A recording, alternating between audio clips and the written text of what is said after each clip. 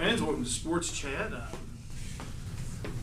lot of stuff going on this week, and a lot of stuff's been rained out in the last several days.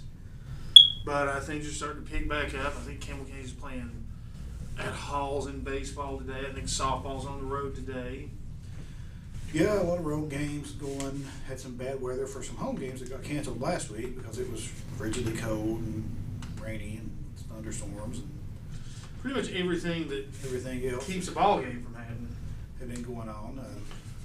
But the teams are playing really well. Softball's picking up some impressive wins on the season. I mean, they've beaten Scott County lately. Clinton. In fact, getting a district win's pretty huge. Yeah. I mean, it's nice to see. I mean, the softball facilities got upgraded. The team looks like it's getting better. So Coach Mongar seems to have things going pretty well. The fact that they've had Coach Mongar this long now helps a lot. There's stability in the program.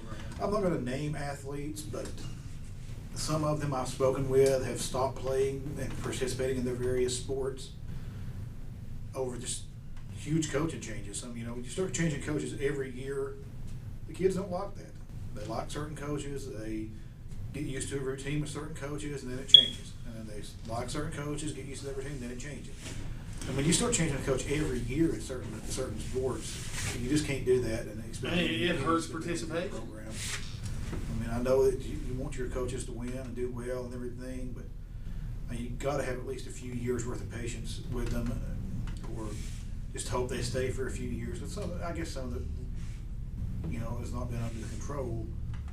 It's just been coaches leaving, unfortunately. And I'll say this: if you're a coach, if you're going to take a class on, if you're going to take a sport on and start coaching it, try your best to commit to at least 3 or 4 years of coaching that sport.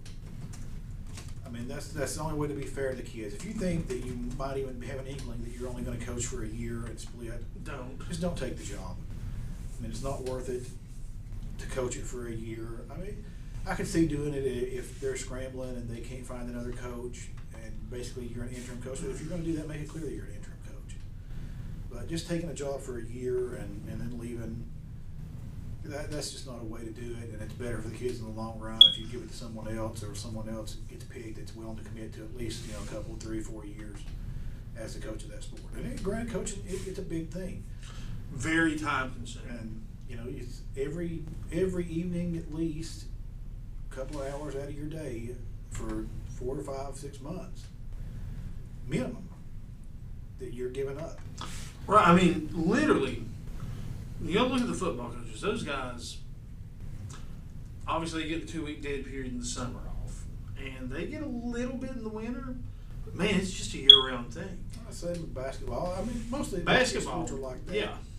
That there's camps, there's everything going. I mean, it doesn't pay enough to cover. You're not doing it for the pay if you're coaching. Your extra bump, even if you get a $10,000 bump, when you factor that in by the hour, you're still making less than minimum wage for all the time you're putting into it most of the time. I know assistants that you can average it out, they're making about $0.25 an hour. Even the head coaches, you get Coach Price or Coach Honeycutt or somebody like that. For the time they put in every day of their lives, extra 3 or 4 hours at work every day, 2 in the morning, 2 in the evening. And then on game days, it's even more than that. Well, I mean, it just doesn't average out that much. I can speak from experience from a football coach's perspective. On Wednesday, you have about an hour and a half for middle school, because you had games on Thursday. You had about an hour to an hour and a half practice run through. Then you had to go out and paint the field for another 3 hours, and you just run out of gas by the end of that evening. At least you didn't have to paint that many lines due to your. I wasn't allowed to paint anything. I just had to carry stuff. But I mean, yeah, it's a huge effort that you get to put into it. I mean, at the high school,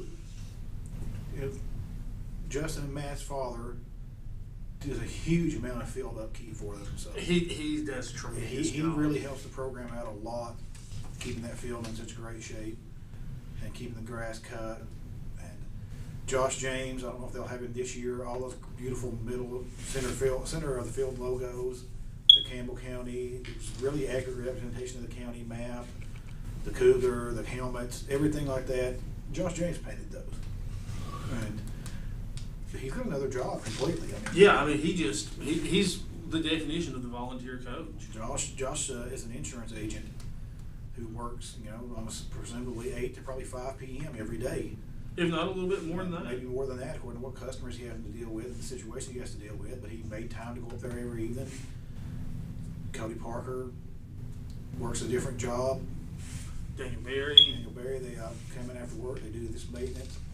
I mean, coaching's not a glamour position. It's not going to pay a lot. But back to my original point, if you're going to commit to doing it for a few years, unless there's some kind of emergency in your family or something that's going to prevent you from doing so. Because it's only fair to the kids, and it really messes with them to have to change coaches and get used to new styles. And like I said, we know several people who've given up, really excellent athletes that have given up their sports because of the coaching changes.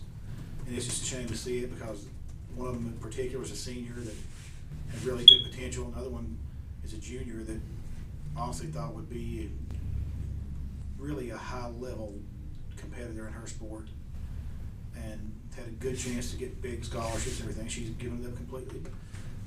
That's just the coaching change, the coaching turnover, and that's what it does. She's not happy doing it anymore, so I can't blame anybody for not doing it. I can't either. I mean, you got to look at the stability. Look what stability did for the football program. And I'll go back to Coach Wells. He had a 10-year run. He left such a solid foundation in that 10-year run that the Prices had to shore a couple things up and then build on top of the foundation, which they've done well. Basketball's seen some turmoil. I think boys basketball is on the verge of turning the corner to being pretty much one of the district contenders, and that's saying a lot with Oak Ridge being a powerhouse. Really tough district due to demographics in the area. Really tough. It's a tougher district in basketball than it is in football, because you don't have to have that many athletes in basketball. And if you've got a few really, really top-notch players and a few of these big 6'7", 6'8" guys that Oak Ridge and a couple other guys field, you're set. Campbell County, for whatever reason, is not producing the height anymore than it used to. And they're getting it. The team got bigger this year, and you got some 6'4", 6'5" guys on it, and that looks good for the future. But Campbell County, back when I was in school, had 6'6", 6'7", 6'8" guys on the team. Multiple ones, and that just it's not had that recently in Campbell County, and you can't really do anything about it. I mean, Jason Dodson told me a few years ago when he was still coaching at middle school level, and one of his teams was a little down. He just said there's just not, and it's showing up. These will be juniors and seniors in high school at this point. He said there's just not anybody walking the halls right now that like we would normally have. There's not anybody walking the hall that's not playing, that's big, that's athletic, that can play this sport and could be excelling at it, that we're not already got on the court. He said that's the first year he had seen it happen that way. So Campbell County had a little downturn for that, but you got some good players coming through this pipeline. And Campbell County was really no seniors this year. It was an impressive feat to fill the team with no seniors and do as well as they did. That means next year should be a pretty prime position. They got Shoot coming back. They got Hythe coming back. In fact, you get a little bit more muscle on stretch. He'll be dangerous in that paint. Yeah, hopefully he can toughen up some, bulk up some. I mean to say mainly. You got Porter. Who knows whether he's done growing or not? He was 6'4", from 6'1" to 6'4". If he can get to 6'6" and keep his perimeter skills like he has them now, the guy could be a pretty big college prospect at that point. I mean, you get 6'6" guys that can shoot 3-pointers and dribble the ball. You can get some pretty big college interest out of guys like that. And Porter done that well in his transition from being 6 feet, 6'1" to 6'4". We'll see if he grows anymore. He's only a sophomore. Of course, the other key factor will be health for the boys' team. Lots of injuries, broken ankles, bad knees, stitches, concussions, head injury, other stitches in the head, fingers. A lot of injuries to the basketball team this year. You don't see that happen very often when you get 4 or 5 players having major amounts of time missed due to injury. But he held it together pretty well. We'll just have to see if it gets better next year. The girls' team, loaded, already had a great season this past year. They look really good. As I mentioned, the football stability. I'm really looking forward to seeing the spring practice start here in a Oh, couple of yeah. weeks. Spring football. I mean, though it heralds the great sports desert that is the summer, what a way to end the academic sporting year. I believe that we're going to see a lot of Zach Rutherford. Hopefully, fully healthy, another year older, another year in the system, making better decisions with the ball. I think Zach Rutherford can really put some numbers on the board. I mean, the guy's huge. He's 6'4". Look over the top of that offensive line, get the ball downfield. You have to have some receiver play, receiver step up. Probably looking at Shane Bowman being the backup quarterback at this point. Bowman looked pretty good in the spring game. Shane's a talented quarterback. He led Jacksboro for a couple of years. Really did a really good job. It's just that Zach's more the prototypical Justin Price system quarterback. I mean, you got to roll with Zach with that big arm he's got. He can get the ball 40, 50 yards down the field if he needed to. And Justin does like to throw the deep ball. We saw that out of Jeffers. That was Campbell County's difference maker. Jeffers could throw that deep ball up there pretty accurately, and he had receivers that could run under the ball. And Campbell County's receivers are going to have to step up. From what I understand, we spoke about Josh Jones earlier. I'm not sure that he's going to be back coaching the receivers this year. I've heard that he may not. We'll try to confirm that. That would be a blow. But I mean, there's some good young coaches coming up into the Price system too. But they have gotten more coaches on board, and there'll be some new coaches, and we'll be announcing those around this time spring comes out and talking to those new coaches. Dan Turner's moved on for the offensive line. They're going to have a new coach there. So we'll see how it goes. Pretty sure it's going to be exciting either way. I think there's potential there if the receivers can mold into shape of once again having an offense that puts up those big numbers. And we got some great numbers last year in various games. Sometimes they were down a little bit though because the running nature of quarterback play. If you get a team that has really got some speed on the ends and some good speed at linebacker, it makes it a little harder for that quarterback to get out and run, and that'll slow your offense down. So. Right, of course, got 2 middle school spring practices coming up too, and you know that's another point about stability.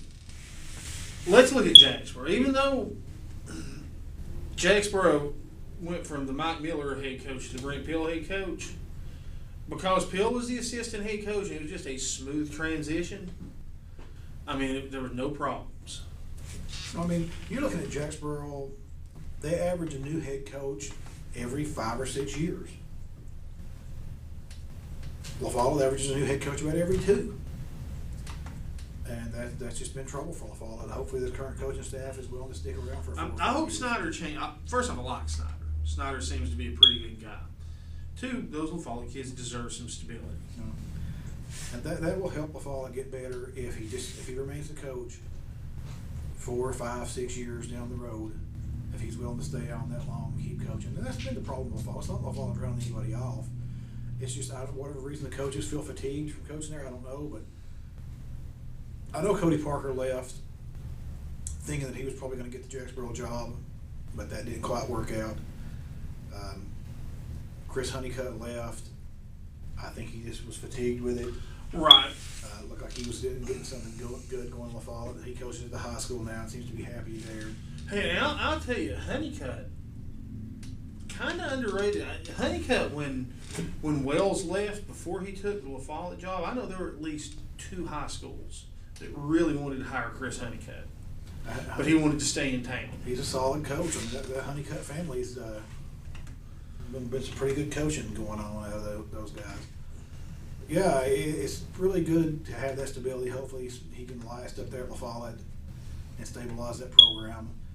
The athletes are about on par with Jacksboro in the football department. I mean, it's just we're all basically the same large town. Yeah. You combine all 3 areas together, same genetics, same pool you're pulling from. And if Jacksboro can go out and go 7-1 most years, instead they seem to go 7-1, 6-2 most years and make it to that championship game. La Follette has potential to get up there too. We saw that at La Follette. Like I said, with Cody Parker coaching them, and a couple of other teams. And Chris Honeycutt, I think, won 5 or 6 games. Honeycutt had a good run at La Follette. So it's possible in La Follette. You just need that stability that we've talked about. Well, fans, I think that'll probably wrap it up for this week's Sports Chat. We'll see you next week right here at Jason's Video and Papa John's.